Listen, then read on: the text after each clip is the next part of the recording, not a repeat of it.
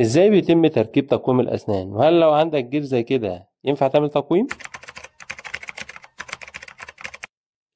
أهلا بيكم.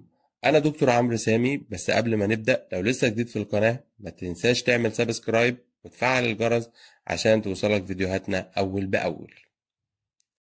مبدئيا كده ما ينفعش نعمل تقويم وفي جير حوالين الأسنان واللثة ملتهبة، أو في مثلا أسنان مسوسة. ما ينفعش، لازم بيئة الفم تكون جيدة عشان نبدأ تقويم. فلو في جير لازم نعمل تنظيف جير، في أسنان مسوسة لازم بتتحشي قبل التقويم.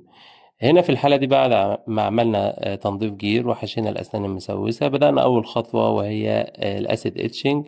ده حمض اسمه الفوسفوريك أسيد، بيعمل زي ثقوب بسيطة على سطح السنة، ثقوب بالمايكرو، بتساعد إن المادة اللي هنلزق بيها فصوص الأسنان تلزق على سطح السنة وتثبت الفصوص على سطح السن.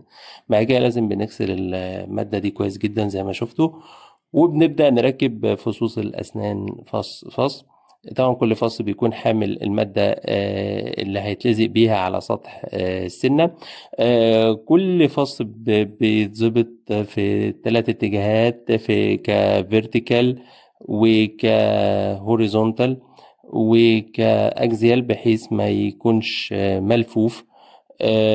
هنا بعد ما ركبنا الفصوص وفتح الفم كان محطوط، هنا الفصوص اللي على الضروس الخلفية بتتركب من غير فتح الفم، عشان طبعا بيكون الوضع بتاعها صعب يركب في وجود فتح الفم.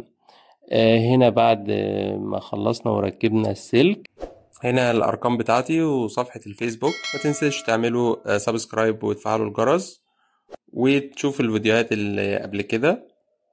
والسلام عليكم ورحمة الله وبركاته.